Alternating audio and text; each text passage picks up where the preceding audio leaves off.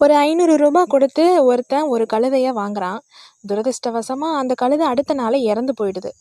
அதனால தன்னோட பணத்தை திரும்ப கொடுக்கும்படி அந்த கழுதையோட உரிமையாளர்கிட்ட அவன் கேட்குறான். அவர் தம்பி நான் அந்த பணத்தை செலவு பண்ணிட்டேன், அதுவும் இல்லாமல் நான் அந்த கழுதையை உனக்கு வித்துட்டேன்ப்பா, அதனால் நான் பணத்தை திரும்ப தர முடியாது அப்படின்னு சொல்லிடுறாரு.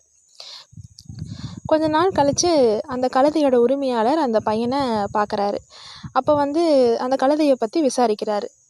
தம்பி அந்த இறந்த கழுதையை என்னப்பா பண்ண அப்படின்னு சொல்லி கேட்குறாரு. அப்போ அந்த பையன் சொல்கிறான், அதை நான் 4990 ரூபாய்க்கு விற்றுட்டேன் அப்படின்னு சொல்கிறான். அவர் உடனே ஆச்சரியமா, என்னப்பா சொல்கிற, 4990 ரூபாய்க்கு வித்தியா, அதுவும் இறந்த கழுதையவா, எப்படி அப்படின்னு சொல்லி ஆச்சரியமாக கேட்குறாரு. அப்போது அந்த பையன் சொல்கிறான், நான் ஒரு குலுக்கல் சீட்டு நடத்தினேன், அதில் ஒரு அழகான கழுதை பரிசு அப்படின்னு சொல்லி விளம்பரம் பண்ணினேன். ஒரு சீட்டு 10 ரூபா அப்படின்னு சொல்லி நான் அந்த சீட்டை 500 பேருக்கு விற்றேன். அதில் எனக்கு 5000 ரூபா கிடச்சிது. அந்த 500 பேரில் ஒருத்தரை நான் குலுக்கல் முறையில் தேர்வு பண்ணினேன். அந்த ஒருவர்கிட்ட மட்டும் இந்த கழுதை இறந்த விஷயத்த சொல்லி அவர் கொடுத்த அந்த 10 ரூபாயை திரும்ப கொடுத்து அவரை நான் சமாதானம் பண்ணிட்டேன்.